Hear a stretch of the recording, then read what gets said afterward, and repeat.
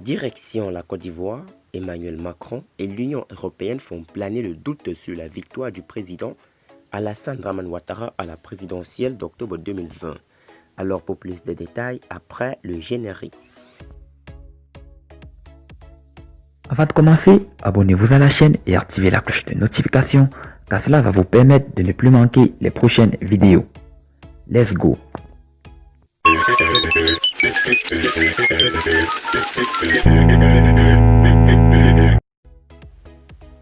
Le malaise est là, il est profond, les signes aussi. 3 jours après la proclamation officielle par le Conseil constitutionnel des résultats définitifs de l'élection présidentielle en Côte d'Ivoire, le président français Emmanuel Macron n'a toujours pas encore réagi.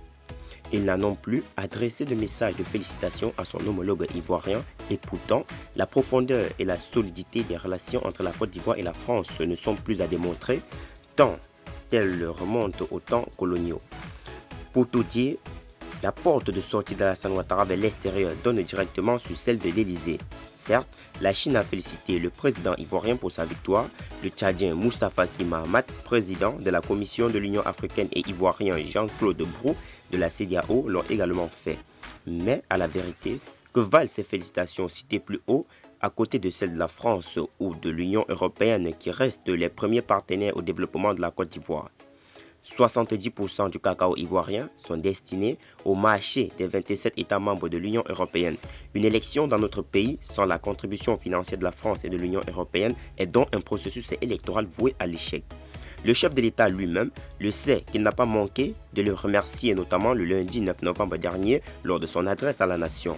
Mais alors, pourquoi Emmanuel Macron et le vice-président de l'Union européenne Joseph Borrell tardent-ils à entériner les résultats définitifs de l'élection présidentielle du 31 octobre dernier? L'affaire, faut-il le rappeler, remonte à la dernière rencontre à l'Élysée entre le président français et son homologue ivoirien. Emmanuel Macron, voulant préserver la paix sociale en Côte d'Ivoire, avait dissuadé Alassane Ouattara de briguer un troisième mandat qui pourrait susciter des remous sociaux dans le pays. Malheureusement, cette démarche du président français n'a pas d'écho favorable après des tenants du régime d'Abidjan. Une mission de l'Union européenne en juin dernier en Côte d'Ivoire avait également échoué à faire entendre raison aux autorités ivoiriennes. Dès lors, les relations qui se sont crispées. Entre-temps, les violences meurtrières se sont succédées à Abidjan et à l'intérieur du pays sans que le chef de l'État ivoirien ne parvienne à mettre fin à ce climat de tension. La situation s'est davantage dégradée le jour de la tenue du scrutin présidentiel. Plusieurs régions du pays n'ont pu prendre part à cette élection présidentielle à cause du climat délétère qui a prévalu ce jour-là.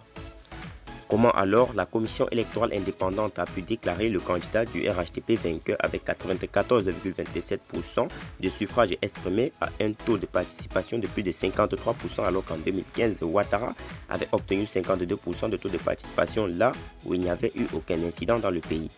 La France et l'Union européenne sont donc arrivés à la conclusion que ces chiffres avancés par la commission électorale indépendante ne reflétaient pas la réalité dans plusieurs régions de la Côte d'Ivoire. Depuis lors, Emmanuel Macron et l'Union européenne s'en sont lavé les mains, laissant donc le soin au ministre français des Affaires étrangères Jean-Yves Le Drian de reprendre le dossier ivoirien à son compte.